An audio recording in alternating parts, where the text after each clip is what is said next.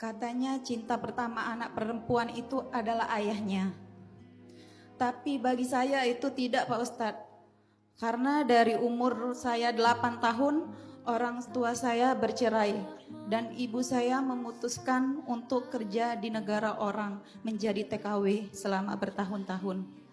Demi menghidupi saya dan saudara perempuan saya seorang diri tanpa bantuan orang lain, Pak Ustadz. Kami tinggal dengan nenek, orang tua dari ibu saya. Ibu saya kerja keras sampai tidak pernah pulang bertahun-tahun, Pak Ustadz, untuk menghidupi anaknya. Tidak ada peran atau kasih sayang dari ayah saya, Pak Ustadz, dari kecil sampai sekarang. Dan tepat di 2021, ibu saya pulang ke Indonesia karena sakit. Dan saat itu baru 7 hari ibu saya meninggal, Pak Ustadz. Saya sakit hati, Pak Ustadz. Dan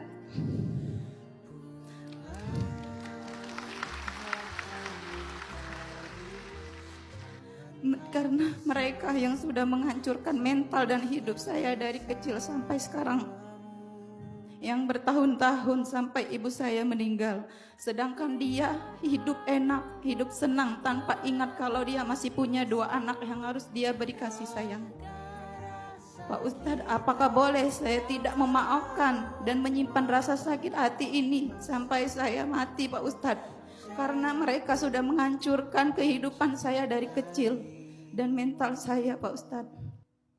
Hal yang paling buruk yang terjadi dalam hidup seorang ayah itu adalah dibenci oleh putrinya. Jadi kebencian putrinya itu seperti kutukan bagi seorang ayah.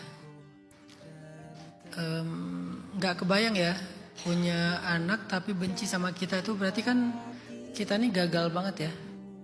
Kalau dia bencinya karena dizolimi ya, bukan benci karena salah paham atau karena dia emang salah juga, tapi karena dizolimi, diabaikan, nggak dinafkahin. Kebencian anak, kemarahan anak itu adalah kutukan terbesar bagi orang tua, khususnya bagi ayah. Itu udah jadi hukuman yang berat bagi dia, cuman dia nggak sadar. Kedua, dalam Islam itu selain anak bisa durhaka sama orang tua, kata Umar bin Khattab, orang tua juga bisa durhaka sama anak. Dari 3 alasan orang tua durhaka sama anak, nomor 3-nya adalah karena tidak menafkahi. Atau menafkahi tapi dari harta yang haram. Dari pinjol, dari judol, dari korupsi, dari mencuri. Pokoknya dari yang haram-haram dikasih makan kepada anak, berarti orang tuanya durhaka tuh. Atau nggak ngasih sama sekali juga durhaka. Jadi nggak usah Kak Anggi marah, Allah pun udah marah. Jadi Allah yang maha sempurna pun marah sama ayah yang seperti ini, sama orang tua yang seperti ini, apalagi anak kan gitu kan. Jadi saya di sini nggak akan bicara moral ya, tapi saya bicara tentang syariat. Kalau moral tuh ya secara emosional nggak mungkin juga saya bilang jangan marah Kak Anggi, maafin aja dia. Itu kan kalau ngomong tanpa berempati.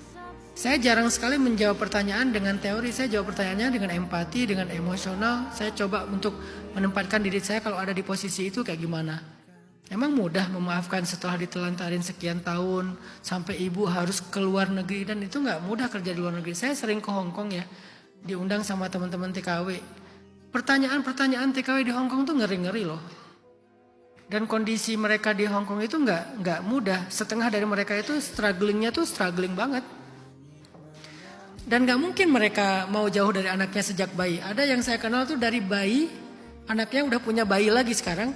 Dia kerja di Hong Kong karena emang suaminya tuh pergi gak tahu kemana dan gak menafkahi. Sebagai seorang ibu kan gak mau diam aja kan. Dia akhirnya berjuang. Ini berlaku untuk perempuan, berlaku untuk laki-laki sama aja. Jadi Allah aja marah sama orang tua kayak gitu. Suami yang menggantung kondisi istrinya, istri yang khianat kepada suaminya, orang tua yang tidak mendidik anaknya, apalagi ayah yang tidak menafkahi anaknya, yang membimbing anaknya. Allah aja marah sama orang-orang seperti ini. Ya, semoga Allah ampuni dosanya, diberi hidayah supaya bertobat. Saya nggak mau mengomentari perasaan Kak Anggi, saya hanya berharap suatu saat ayah ini dapat hidayah. Semoga ketika dia dapat hidayah dia bisa menebus kesalahannya. Sedangkan perasaan Kak Anggi, saya nitip satu doa aja, ya muqallibal qulub, Sabbit qalbi ala dinik. Wahai yang membolak-balikan hati, teguhkan hatiku di jalanmu. Karena kita sendiri nggak kuasa kan untuk mengendalikan hati kita.